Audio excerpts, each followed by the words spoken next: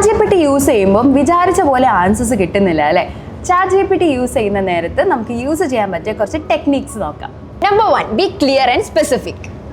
നമുക്ക് എന്ത് കാര്യമാണ് വേണ്ടതെന്നുള്ളൊരു ക്ലാരിറ്റി ആദ്യം നമുക്ക് വേണം. എന്നിട്ട് അതിനനുസരിച്ചുള്ളൊരു പ്രോംപ്റ്റ് നമ്മൾ ChatGPTക്ക് കൊടുക്കുകയാണെങ്കിൽ ChatGPT അത്രയും ക്ലിയർ ആൻഡ് പ്രോംപ്റ്റ് ആയിട്ടുള്ള ഒരു ആൻസർ നമുക്കും തരും. ഫോർ എക്സാമ്പിൾ, എക്സ്പ്ലെയിൻ ഗ്രാമർ എന്നതിന് പകരം എക്സ്പ്ലെയിൻ പ്രസന്റ് പെർഫെക്റ്റ് ടെൻസ് വിത്ത് 5 എക്സാമ്പിൾ എന്ന് പറഞ്ഞോക്കെ. Number 2, give context. അതായത് നിങ്ങളുടെ പേർപ്പസ് എന്താണ്, ഏത് ലെവലിലാണ് നിങ്ങൾക്ക് എക്സ്പ്ലനേഷൻ വേണ്ടത്, അതേപോലെ നിങ്ങളുടെ സിറ്റുവേഷൻ എന്താണ് എന്നുള്ളത് ക്ലിയർ ആയിട്ട് പറഞ്ഞു കൊടുക്കുക. ഫോർ എക്സാമ്പിൾ, നിങ്ങൾക്ക് ഒരു കാര്യം വേണമെന്നുണ്ടെങ്കിൽ ഇതൊരു ബിഗിനർ ലെവലിലാക്കിയിട്ട് എനിക്ക് അയച്ചു തരണം, explain this in A beginner level.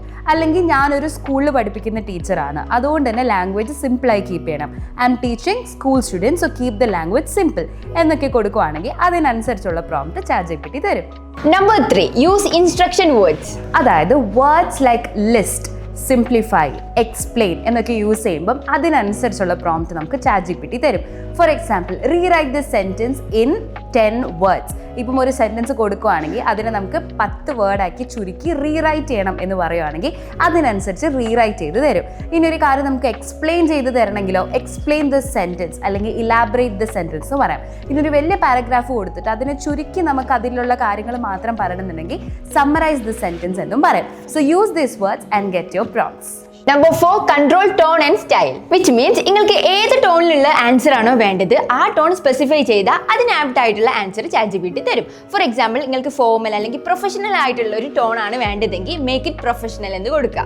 Informal ആയിട്ടുള്ള അല്ലെങ്കിൽ ഫ്രണ്ട്ലി ആയിട്ടുള്ള ഒരു ആൻസർ ആണ് വേണ്ടതെങ്കിൽ യൂസ് ഫ്രണ്ട്ലി കോൺവെർസേഷണൽ ഇംഗ്ലീഷ് എന്ന് കൊടുക്കുക. ഓക്കെ, നിങ്ങൾക്ക് ഒരു ക്യാപ്ഷൻ ആയിക്കോട്ടെ, അല്ലെങ്കിൽ ഒരു സോഷ്യൽ മീഡിയക്ക് വേണ്ടിയിട്ടുള്ള ഒരു ഇംഗ്ലീഷ് ആണെങ്കിൽ അല്ലെങ്കിൽ ഒരു ലാംഗ്വേജ് ആണ് നിങ്ങൾക്ക് വേണ്ടതെങ്കിൽ make it suitable for social media എന്ന് കൊടുക്കുക.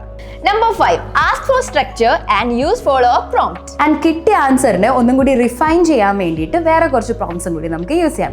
ഫോർ എക്സാമ്പിൾ, വലിയൊരു എക്സ്പ്ലനേഷൻ തന്നിട്ട് നമുക്ക് അതിൻ്റെ ചെറിയൊരു എക്സ്പ്ലനേഷൻ മതിയായിരുന്നു, അപ്പോൾ നമുക്ക് എങ്ങനെ പറയാം, മേക്ക് ദിസ് ഷോർട്ടർ എന്ന് പറയാം. ഇനി തന്ന ആൻസറിനെ നമുക്ക് കുറച്ചും കൂടി അഡ്വാൻസ് ലെവൽ ലാംഗ്വേജ് ആണ് വേണ്ടതെങ്കിൽ you can use advance level language for this. അല്ലെങ്കിൽ അഡ്വാൻസ്ഡ് വേണ്ട, കുറച്ചും കൂടി സിംപ്ലർ ലാംഗ്വേജ് ആണ് വേണ്ടതെങ്കിൽ you can say use simpler language for the same. English കഫേയിൽ ആർക്കും എവിടെ നിന്നും ഇംഗ്ലീഷ് സംസാരിച്ച് പഠിക്കാം. ലൈവ് ഇന്ററാക്റ്റീവ് ക്ലാസുകൾ, ഓൺലൈൻ വീഡിയോ ക്ലാസുകൾ, 24 hours നിങ്ങളെ സപ്പോർട്ട് ചെയ്യാനായി ഒരു പേഴ്സണൽ ട്രെയിനർ. കൂടുതൽ വിവരങ്ങൾക്ക് ഡിസ്ക്രിപ്ഷനിലെ വാട്സ്ആപ്പ് നമ്പറിൽ മെസ്സേജ് അയക്കൂ.